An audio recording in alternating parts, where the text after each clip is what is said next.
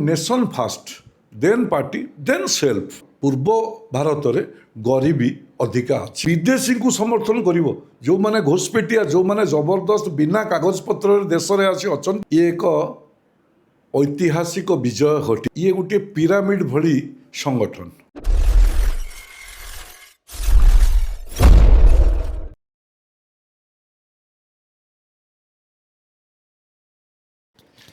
दर्शक बंधु जय जगन्नाथ नमस्कार। दर्शक बंधु आज आम एक खास विषय रे आलोचना करवा राजनीति देशर राजनीति बंगाल राजनीति।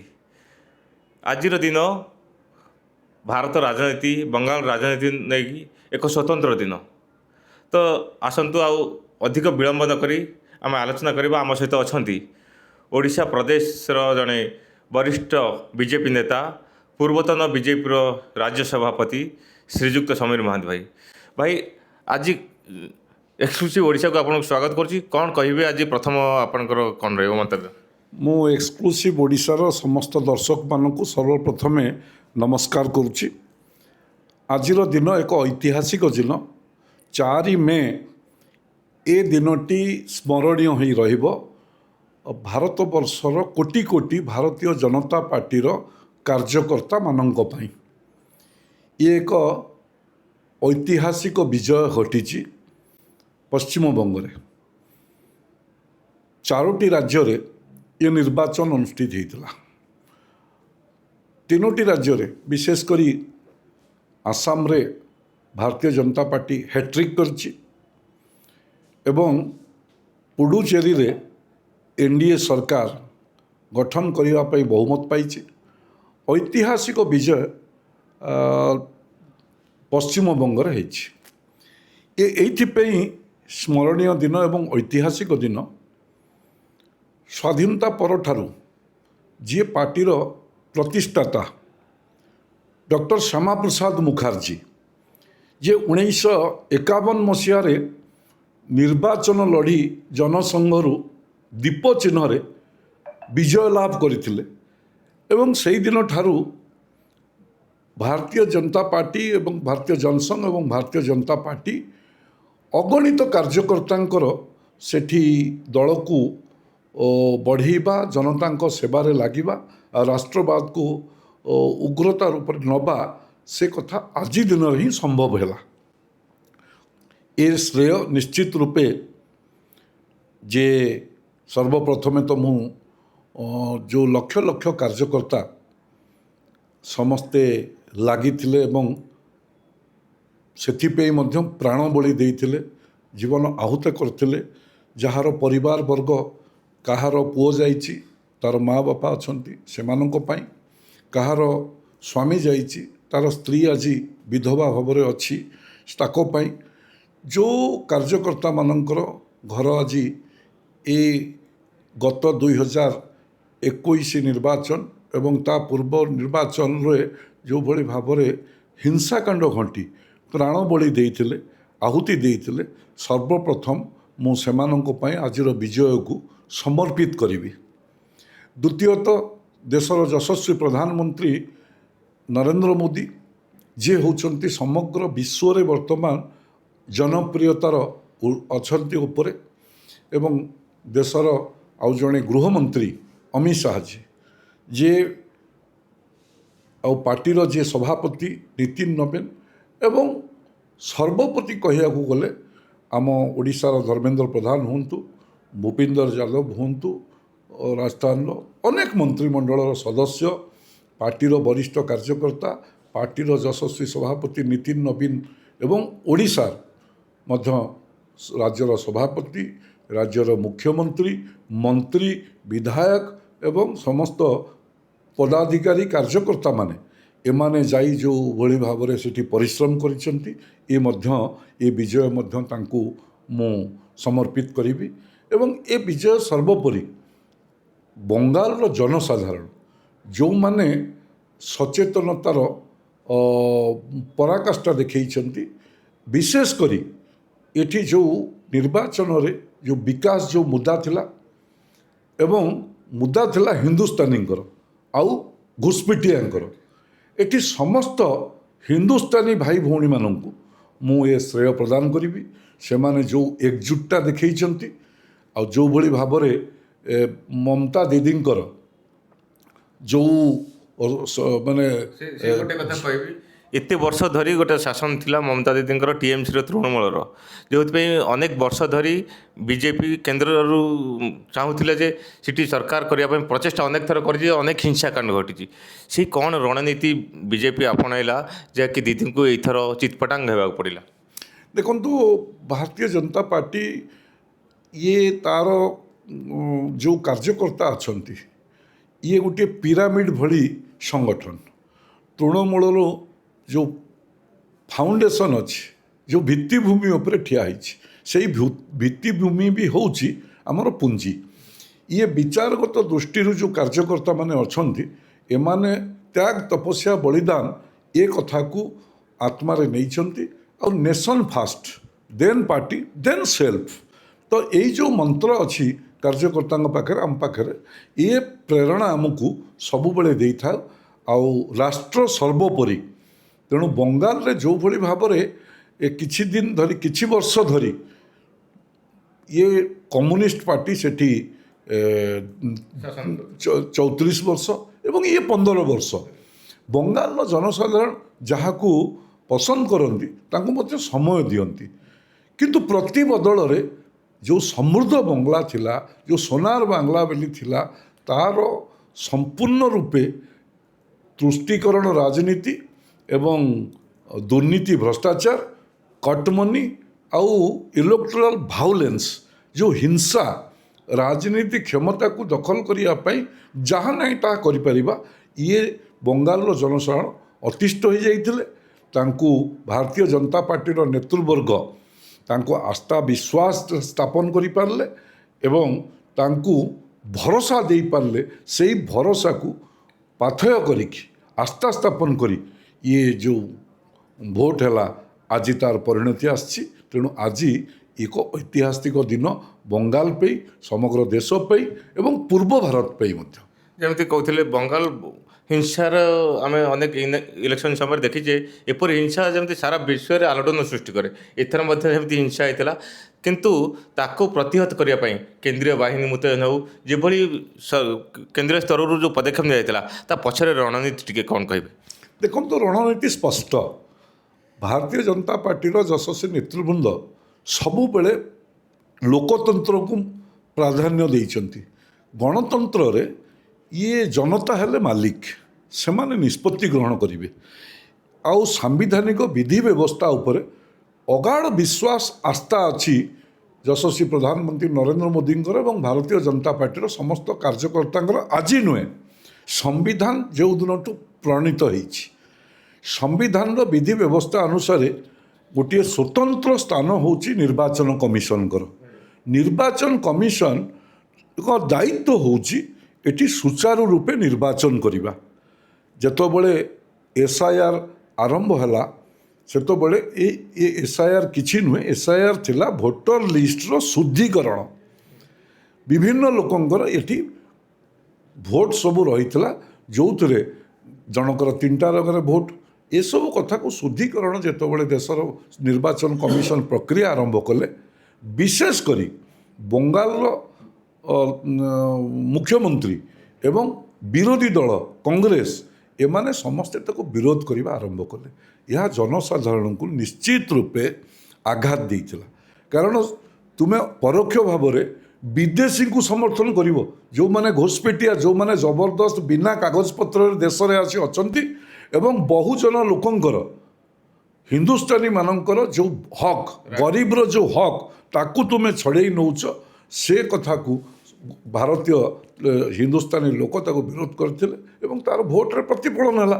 ତେଣୁ ମୁଁ ଧନ୍ୟବାଦ ଦେବି ସାମ୍ବିଧାନିକ ସଂସ୍ଥା ଇଲେକ୍ସନ୍ କମିଶନକୁ, ଯିଏ ଏଥର ଚଳିତ ବିଗତ ଦିନର 2021ର ନିର୍ବାଚନରେ ଯେଉଁ ହିଂସା ହେଇଥିଲା, 58 ଜଣ କେବଳ ନିର୍ବାଚନୀ ହିଂସା ଦିନ ହିଁ ମର୍ଡର ହେଇଥିଲେ ଏବଂ ତା ପରେ ପରେ ଜିତି ସାରିଲା ପରେ 10,000 ଲୋକଙ୍କୁ ଯେଉଁଭଳି ଭାବରେ ଭାରତୀୟ ଜନତା ପାର୍ଟିର କାର୍ଯ୍ୟକର୍ତ୍ତାଙ୍କୁ ତାଙ୍କ ଘର ପୋଡ଼ି ଦିଆଗଲା, ତାଙ୍କୁ ଗଣ ବଳାତ୍କାର କରିବାର ଶିକାର ଦିଆଗଲା ଏବଂ ବିଭିନ୍ନ ପ୍ରକାର ନିର୍ଯାତନା ଦିଆଗଲା। ଏ କଥା ତାକୁ ନିର୍ବାଚନ କମିଶନ ଅଙ୍ଗେ ଅଙ୍ଗେ ଅନୁଭବ କରିଥିଲେ ଏବଂ ସେ ଦୃଷ୍ଟିରୁ ସେଣ୍ଟ୍ରାଲ ଫୋର୍ସ ହଉ ନିଶ୍ଚିତ ରୂପେ ତାକୁ ନିର୍ବାଚନକୁ ସହଜ କରିବା ପାଇଁ ଆଉ ଶୃଙ୍ଖଳିତ କରିବା ପାଇଁ ହିଂସା ବିହୀନ କରିବା ପାଇଁ ସମସ୍ତ ଉଦ୍ୟମ କରିଥିଲେ। ସର୍ବୋପରି ଦେଶର ଗୃହମନ୍ତ୍ରୀ ଅମିତ ଶାହା ସିଏ ମଧ୍ୟ ନିଜେ କାର୍ଯ୍ୟକର୍ତ୍ତାମାନଙ୍କର ବିଭିନ୍ନ ବୈଠକ କରି 15 ଦିନ ପର୍ଯ୍ୟନ୍ତ କେବଳ ଆସ୍ଥା ବିଶ୍ୱାସ ସ୍ଥାପନ କଲେ ଲୋକ ସୁବିଧାରେ ଆସି ଭୋଟ ଦିଅନ୍ତୁ, ତୁମକୁ ସରକାର ନିର୍ବାଚନ କମିଶନ ତୁମକୁ ସୁରକ୍ଷା ଦେବ। ଏ ଆସ୍ଥା ସ୍ଥାପନ କଲା ପରେ ସାଧାରଣ ଭୋଟର ହୁଅନ୍ତୁ କାର୍ଯ୍ୟକର୍ତ୍ତା ହୁଅନ୍ତୁ ସେମାନେ ନିର୍ବାଚନ କାମରେ ଲାଗିଲେ, ଯାହାର ପରିଣତି ଆଜି ଆମେ ଫଳରେ ନିର୍ବାଚନ ଫଳରେ ଦେଖୁଛେ। ମୋଦିଜୀ ଆଜି ମଧ୍ୟ ସେଇଥିପାଇଁ ବଙ୍ଗାଲର ସମସ୍ତ ଜନତାକୁ ଏଇ ଯେଉଁ ବିଜୟର ଶ୍ରେୟ ତାଙ୍କୁ ଦେଇଛନ୍ତି, ସମର୍ପଣ କରିଛନ୍ତି। ତ ଆପଣ ଭାବୁଛନ୍ତି ଏହା ପରେ ଏ ହିଂସା ହେବନି, ରୋକିବ? ଆଉ ଏହା ପରେ ଯେଉଁ ବିରୋଧୀମାନେ ଯାଇକିନା ବିରୋଧ କରନ୍ତି, ଇଭିଏମ୍କୁ ଦୋଷ ଦେଉଥିଲେ, ବିଭିନ୍ନ ଇଡି ସିବିଆଇ ନାଁରେ ଆପଣମାନଙ୍କୁ ଯେଉଁ ଇଏ କରୁଥିଲେ, ସେଇଟା ଆଉ ହେବନି ଭାବୁଛନ୍ତି? ଦେଖନ୍ତୁ ଇଏ ହେଉଛି ଯେଉଁ ଶାସନ ଅଛି ଇଏ ଜନତାଙ୍କର ଶାସନ। ଜନସାଧାରଣଙ୍କର ସ୍ୱାର୍ଥରେ କେଉଁଠି ବ୍ୟାଘାତ ଘଟିଲେ ତାକୁ ପ୍ରତିହତ କରିବାର ଯେଉଁ ସଂକଳ୍ପ ଏ ସରକାର ପାଖରେ ଅଛି। କେନ୍ଦ୍ର ସରକାର ଯେଉଁଭଳି ଭାବରେ ଜନତାଙ୍କର ସୁରକ୍ଷା ପାଇଁ ଇଏ କାହାକୁ ମାନେ କାହାକୁ ନ୍ୟାୟ ପ୍ରଦାନ କରିବାରେ କେବେ ଅବହେଳା କରିବେ ନାହିଁ, ସମସ୍ତଙ୍କୁ ନ୍ୟାୟ ପ୍ରଦାନ କରିବେ। ଯିଏ ଏ ନ୍ୟାୟ ବ୍ୟବସ୍ଥାରେ ଯିଏ ତାକୁ ବିରୋଧ କରିବ, ଯିଏ ହିଂସାତ୍ମକ ବାଟ ଆପଣେଇବ ତାଙ୍କୁ କଠୋରରୁ କଠୋର ଦଣ୍ଡ ଦେବ। ଏ କଥା ବିଗତ ଦିନରେ ସମ୍ଭବ ହେଇଛି, ଏବେ ମଧ୍ୟ ସମ୍ଭବ ହେବ। କାରଣ ଯେଉଁ 31 ମାର୍ଚ୍ଚକୁ ଯେଉଁ ଦିଆଯାଇଥିଲା ସମୟ ଯେ ମାଓ ମୁକ୍ତ କରିବା ପାଇଁ, ଯେଉଁମାନେ ଜଙ୍ଗଲରେ ରହି ବିକାଶ ପ୍ରକ୍ରିୟାକୁ ବିରୋଧ କରୁଥିଲେ ମାଓବାଦୀ ନାଁରେ, ସେମାନଙ୍କୁ ଯେଉଁଭଳି ଭାବରେ ଦମନ କରାଗଲା, ଯେଉଁଭଳି ଭାବରେ ଉତ୍ତରପ୍ରଦେଶ ହେଉ କି ମଧ୍ୟପ୍ରଦେଶ ହେଉ କଠୋରରୁ ଯେଉଁ ହିଂସାତ୍ମକ ଆଚରଣ କରୁଥିବା ଲୋକଙ୍କୁ ବରଦାସ୍ତ କରାଯିବ ନାହିଁ, ଏ ମେସେଜ ମଧ୍ୟ ଅଛି। ଆଉ ଆଗାମୀ ଦିନରେ ଯେଉଁ ସଂକଳ୍ପରୁ ସିଦ୍ଧି କଥା ପ୍ରଧାନମନ୍ତ୍ରୀ ବାରମ୍ବାର କହିଛନ୍ତି, ସେ ସଂକଳ୍ପ ନେଇଛନ୍ତି ଯେ କୌଣସି ଗୋଟିଏ ସାଧାରଣ ଲୋକ ଏଠି ଅନ୍ୟାୟର ଶିକାର ହେବ ନାହିଁ, ନ୍ୟାୟ ପାଇବ। ସେ କହିଛନ୍ତି ଯେ ଆକୁ ଆମେ ସନ୍ତୁଷ୍ଟିକରଣ କରୁ, ଆମେ କେବେ ଏଭଳି ଯେଉଁଭଳି ଭାବରେ ଅନ୍ୟ ବିରୋଧୀ ଦଳ ଗୁଡ଼ିକ ଆপিଚମେଣ୍ଟ କରିଛନ୍ତି ସେ କଥା ତୁଷ୍ଟିକରଣ ରାଜନୀତିରେ ଆମେ ବିଶ୍ୱାସ କରୁନାହୁଁ। ଆମେ ବିକାଶର ରାଜନୀତିରେ ବିଶ୍ୱାସ କରୁ ଏବଂ ସନ୍ତୁଷ୍ଟିକରଣ ରାଜନୀତିରେ ବିକାଶ କରୁ। ଆଉ ଗୋଟେ କଥା ଆଜି ମହତ୍ତ୍ୱପୂର୍ଣ୍ଣ କଥା କହିଲେ, ଅଙ୍ଗ ବଙ୍ଗ କଳିଙ୍ଗ ଭାରତର ବିକାଶକୁ ଆଗକୁ ନେବା ପାଇଁ ଏମାନେ 3ଟି ସ୍ତମ୍ଭ ଭଳି। ଓଡ଼ିଶା କଥା ସେଥିରେ କହିଲେ, ଇଏ ନେଇ କ'ଣ କହିବେ? ଓଡ଼ିଶାର କେତେ ମହତ୍ତ୍ୱ ରହୁଛି? ଦେଖନ୍ତୁ ନିଶ୍ଚିତ ରୂପେ ପ୍ରଧାନମନ୍ତ୍ରୀ ଦାୟିତ୍ୱ ନେବା ପୂର୍ବରୁ ମୋର ଯେତିକି ମନେ ଅଛି 2016 ମସିହାରେ ପାରାଦୀପର ଅଏଲ ରିଫାଇନାରୀ ଇନାଗୁରେସନ୍ କରିବା ପାଇଁ ସେତେବେଳର ଯିଏ କେନ୍ଦ୍ର ପେଟ୍ରୋଲିୟମ ମନ୍ତ୍ରୀ ଧର୍ମେନ୍ଦ୍ର ପ୍ରଧାନ ଥିଲେ ଏବଂ ସେ ପେଣ୍ଡାଲରେ ମଧ୍ୟ ସେତେବେଳର ମୁଖ୍ୟମନ୍ତ୍ରୀ ମଧ୍ୟ ସେ ପେଣ୍ଡାଲରେ ଥିଲେ। ସେଇଠି ହିଁ ଘୋଷଣା କରିଥିଲେ ପ୍ରଧାନମନ୍ତ୍ରୀ। ସେ କହିଲେ ଯେ ପୂର୍ବୋଦୟର ବିକାଶର ଦ୍ୱାର ହେବ ଓଡ଼ିଶା। ଏଇଥିପାଇଁ କହିଲେ ସେ ଉଦାହରଣ ଦେଇଥିଲେ ଯେ ଭାରତବର୍ଷକୁ ଯଦି ଆମେ ଭାରତ ମାତା ବୋଲି ଏକ ପରିକଳ୍ପନା କରୁଛେ, କଳ୍ପନାରେ ରଖିଛେ, ତେଣୁ ଭାରତ ମାତାର ଗୋଟାଏ ଅଙ୍ଗ ଯଦି ଆଘାତପ୍ରାପ୍ତ ହୁଏ ଏବଂ କଷ୍ଟ ପାଏ ସେ ଅଙ୍ଗ, ସମ୍ପୂର୍ଣ୍ଣ ଶରୀର ମଧ୍ୟ ସେଥିରେ ପ୍ରଭାବିତ ହେବ। ତ ସେ ଦୃଷ୍ଟିରୁ ଭାରତବର୍ଷର ପୂର୍ବ ଭାରତରେ ଗରିବୀ ଅଧିକା ଅଛି, ତେଣୁ ଆକୁ ବିକାଶର ଆବଶ୍ୟକତା ଅଛି। ସେ ଦୃଷ୍ଟିରୁ ସେ ରୋଡ଼ମ୍ୟାପ୍ ପ୍ରସ୍ତୁତ କରି ପ୍ରଧାନମନ୍ତ୍ରୀ ଭାବରେ ବିଭିନ୍ନ ଯୋଜନା କରିଥିଲେ। ସେ ଯୋଜନାକୁ ଲାଗୁ କଲେ ଲୋକଙ୍କର ଗରିବ ଲୋକଙ୍କର ବିକାଶ ହେବ। କିନ୍ତୁ ରାଜନୈତିକ କ୍ଷୁଦ୍ର ରାଜନୈତିକ ମାନସିକତା ଯୋଗୁଁ ଆୟୁଷ୍ମାନ ଭାରତର କଥା କୁହନ୍ତୁ, ପିଏମ୍ କିଷାନର କଥା କୁହନ୍ତୁ, ସେ ଓଡ଼ିଶାରେ ଯେଉଁଭଳି ଭାବରେ କେନ୍ଦ୍ରୀୟ ଯୋଜନାକୁ ଲାଗୁ ନ କରିବା ଏବଂ ତାକୁ ଯଦି ବି ଲାଗୁ କରିବା ତାକୁ କପି ପେଷ୍ଟ କରି ଡାଇଲ୍ୟୁସନ୍ କରିବା, ସେଇଭଳି ବଙ୍ଗଳାରେ ମଧ୍ୟ ସେଇଭଳି ଅବସ୍ଥା ହେଇଥିଲା। ତେଣୁ ପ୍ରଧାନମନ୍ତ୍ରୀଙ୍କର ସେ ଯେଉଁ ନିରୀକ୍ଷଣ କରିଛନ୍ତି ପୂର୍ବ ଭାରତର, ଆଜି ଗୋଟେ କଥା କହିଲେ ପଶ୍ଚିମବଙ୍ଗରେ ସରକାର ହଉ ହଉ ପ୍ରଥମ କ୍ୟାବିନେଟ୍ରେ ପିଏମ୍ ଯେଉଁ ହେଲ୍ଥ କେୟାର ଆୟୁଷ୍ମାନ ଯୋଜନା ଆରମ୍ଭ କରିବା ପାଇଁ ସେ ନିଶ୍ଚିତ ରୂପେ ଯେଉଁ କେନ୍ଦ୍ରୀୟ ଯୋଜନାକୁ ଲାଗୁ କଲେ ପ୍ରଧାନମନ୍ତ୍ରୀଙ୍କର ସମ୍ପୂର୍ଣ୍ଣ ଭାରତବର୍ଷ ଉପରେ ସମ୍ପୂର୍ଣ୍ଣ କିଭଳି ବିକଶିତ ଭାରତବର୍ଷ ହେବ, ସମୃଦ୍ଧ ଭାରତବର୍ଷ ହେବ, ଆଉ ସେ କଥା ତାଙ୍କ ଭିଜନ୍ ଅଛି। ସେ ଦୃଷ୍ଟିରୁ ନୀତି ଆୟୋଗର ରେକମେଣ୍ଡେସନରେ ପୂର୍ବ ଭାରତର କେଉଁ ଯୋଜନା କଲେ ଅଧିକା ଲୋକ ବେନିଫିଟ୍ ପାଇବେ, ଗରିବୀ ହଟିବ, ଯାହାର ଫଳସ୍ୱରୂପ 25 କୋଟି ଲୋକଙ୍କର ଆଜି ଗରିବ ସୀମାରେଖା ଉପରୁ ଉଠିଛନ୍ତି। ନିଶ୍ଚିତ ରୂପେ ପୂର୍ବ ଭାରତର ଅନେକ ସଂଖ୍ୟା ମଧ୍ୟ ଥିବ। ବିଶେଷ କରି ଯେଉଁ ବଙ୍ଗ ଆଉ ଅଙ୍ଗ ବଙ୍ଗ କଳିଙ୍ଗର କଥା କହିଲେ, ଇଏ 2000 ବର୍ଷ ପୂର୍ବରୁ ଇଏ ମଗଧ ହଉ, ଏଠି ଖାରବେଳ ହୁଅନ୍ତୁ କଳିଙ୍ଗର ଏବଂ ବଙ୍ଗର ଭୂମି, ଇଏ ଗୋଟିଏ ସମୃଦ୍ଧଶାଳୀ ଅଞ୍ଚଳ ଥିଲା। ସେ କଥା ପ୍ରଧାନମନ୍ତ୍ରୀ କହିଲେ। ତେଣୁ ଆଜି ଭାରତୀୟ ଜନତା ପାର୍ଟି ପାଖରେ ସେ ସୁଯୋଗ ଆସିଛି। ଜନସାଧାରଣ ଭୋଟ ମାଧ୍ୟମରେ ପ୍ରଜାତାନ୍ତ୍ରିକ ଭାବରେ ଭାରତୀୟ ଜନତା ପାର୍ଟିକୁ ଭୋଟ ଦେଇଛନ୍ତି। ତେଣୁ ଆମେ ସଂକଳ୍ପ ନେଇଛୁ ଏ ଅଞ୍ଚଳର ବିକାଶ କରିବୁ। ଆଜି ବିହାର ବିକାଶରେ ଅଛି, ଆଉ ଓଡ଼ିଶା ମଧ୍ୟ ସେ କାମରେ ଆରମ୍ଭ ହୋଇଛି, ବେଙ୍ଗଲରେ କାଲିଠାରୁ ଆରମ୍ଭ ହେବ। କହିବାର ଅର୍ଥ ହେଉଛି ପ୍ରଧାନମନ୍ତ୍ରୀ ଜାଣିଛନ୍ତି, ଅନୁଭବ ଅଛି, ଯେଉଁ ପରିକଳ୍ପନା କରାଯାଇଛି 2047 ବିକଶିତ ଭାରତବର୍ଷ, ସମୃଦ୍ଧ ଭାରତବର୍ଷ, ଇଏ କେବଳ ଆଧ୍ୟାତ୍ମିକତାରେ ନୁହେଁ, ଇଏ ସମ୍ପୂର୍ଣ୍ଣ ଭାବରେ ମାନବିକତାକୁ ଆଧାର କରିକି, ବସୁଦେବ କୁଟୁମ୍ବକୁ ଆଧାର କରିକି ବିଶ୍ୱ ଶାନ୍ତି ପାଇଁ, ବିଶ୍ୱର କଲ୍ୟାଣ ପାଇଁ ଭାରତବର୍ଷକୁ ସୁଦୃଢ଼ ହେବାର ଆବଶ୍ୟକତା ଅଛି। ସେଥିପାଇଁ ସଂକଳ୍ପ ନେଇଛନ୍ତି। କୋଟି କୋଟି ଭାରତୀୟ ଜନତା ପାର୍ଟିର କାର୍ଯ୍ୟକର୍ତ୍ତାଙ୍କୁ ମଧ୍ୟ ସେ କାମରେ ନିୟୋଜିତ କରିଛନ୍ତି ଏବଂ ସେବାୟୀ ସଂଗଠନ ଏ କଥାକୁ ଆଧାର କରି ପ୍ରଜାତନ୍ତ୍ରକୁ ସମୃଦ୍ଧ କରିବା ପାଇଁ, ଗଣତନ୍ତ୍ରକୁ ସମୃଦ୍ଧ କରିବା ପାଇଁ, ଲୋକଙ୍କ ସେବାରେ ରହିବା ପାଇଁ ଏ ପ୍ରେରଣାଦାୟୀ କଥା ମଧ୍ୟ ସେ ରଖୁଛନ୍ତି। ଆଉ ଗୋଟେ କଥା ଲାଷ୍ଟ ଆଡ଼କୁ ପଶ୍ଚିମବଙ୍ଗରେ ଯେଉଁ ନୂଆ ସରକାର ହେବ, ଆମେ ବିଗତ ଦିନମାନଙ୍କରେ ଦେଖିଛେ ଆଳୁ ପାଇଁ ହେଉ କିଛି ବିଭିନ୍ନ ପ୍ରକାର ପାଇଁ ଷ୍ଟସଲ ହୁଏ। ପଶ୍ଚିମବଙ୍ଗ ଓଡ଼ିଶା ଉପରେ ଦିଦି ଆଳୁ ଦେବେ ଦେବେନି, ଏମିତି କିଛି ବହୁତ କିଛି ଘଟଣା ଘଟେ, ଯାହାଦ୍ୱାରା ଓଡ଼ିଶାର ଲୋକମାନେ ପ୍ରଭାବିତ ହୁଅନ୍ତି। ଯେଉଁ ନୂଆ ସରକାର ଆସିବେ, କିଏ ଭାବୁଛନ୍ତି ଆସିବେ, ଆଉ ଏହାଦ୍ୱାରା ସେମାନେ ପ୍ରଭାବିତ ହେବେ ନାହିଁ ତ? ଦୁଇ ରାଜ୍ୟ ମଧ୍ୟରେ ଗୋଟେ ସୌହାର୍ଦ୍ଦ୍ୟପୂର୍ଣ୍ଣ ବାତାବରଣ ହେବ।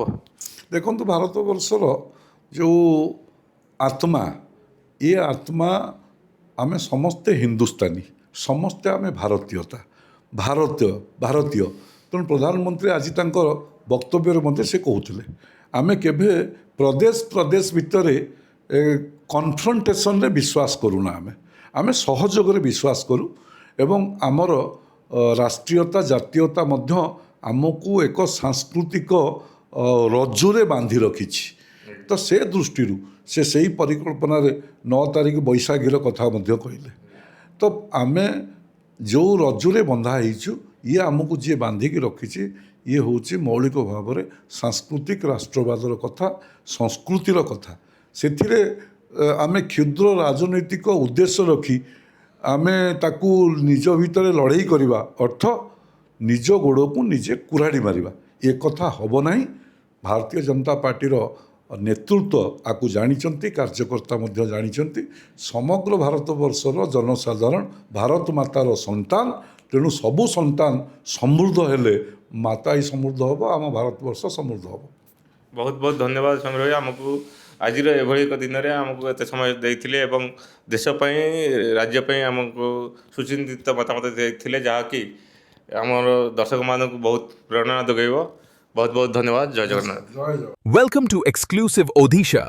Like and subscribe for more videos.